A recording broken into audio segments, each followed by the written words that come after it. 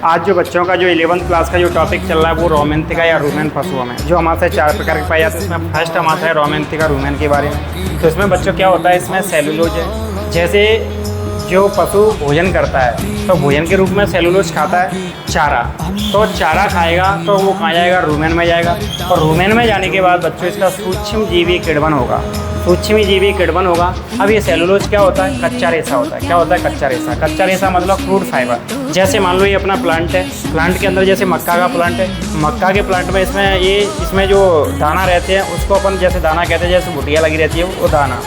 और ये वाला जो प्लांट है, प्लांट के जो अंदर जो चारा है, पत्तियाँ वगैरह, तो ये रहता है चारा।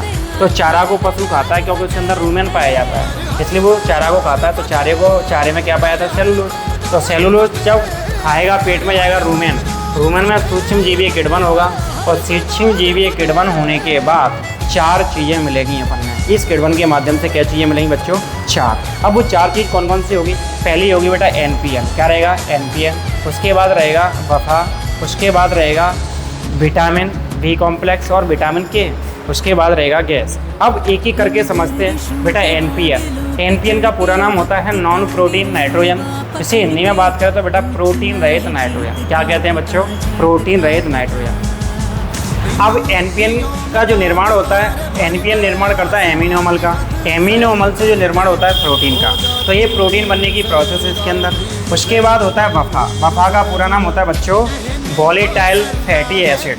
इसे हिंदी में बात करें तो वाष्पशील वसीय अम्ल होता है। उसके अंदर 4 अम्ल बनते हैं। उसका नाम है एसिटिक अम्ल। एसिटिक अम्ल कितने % पाया जाता है छात्रों, 60 से 65%। उसके बाद प्रोपियोनिक अम्ल बनता है 25 से 30%। उसके बाद ब्यूटारिक अम्ल बनता है, वो बनता है 10 से 15%। उसके बाद ध्यान रखना ये अम्ल बनते हैं। इसके अंदर जैसे चारा खिलाने से बढ़ता है तो दूध में वसा की मात्रा बढ़ती है। प्रोपियोनिक अम्ल, उसमें दाना खिलाने से बढ़ता है, दूध का निर्माण होता है। उसके बाद ब्यूटारिक अम्ल। अब अपन ने तीनों अम्ल पढ़े। डायरेक्ट क्वेश्चन आता है कि जो तीनों अम्ल का निर्माण कहाँ पर होता है, तो रोमेंथिका में होता है। रोमेंथिका के किस भाग में होता है, तो बेटा वफा में होता है। सही वाली चीज़ें अपन ने समझी। उसके बाद बनता है विटामिन B कॉम्प्लेक्स और विटामिन K। अब विटामिन K रक्त का थक्का बनाना, मतलब जैसे रक्त का थक्का बनाना। विटामिन K का बेटा कार्य होता है रक्त का थक्का बनाना। जो रक्त का थक्का बनता है वो विटामिन K के माध्यम से बनता है। क्वेश्चन डायरेक्ट आया था, रक्त का थक्का बनाने में कौन विटामिन जिम्मेदार है, तो आपका जवाब है बच्चों विटामिन K।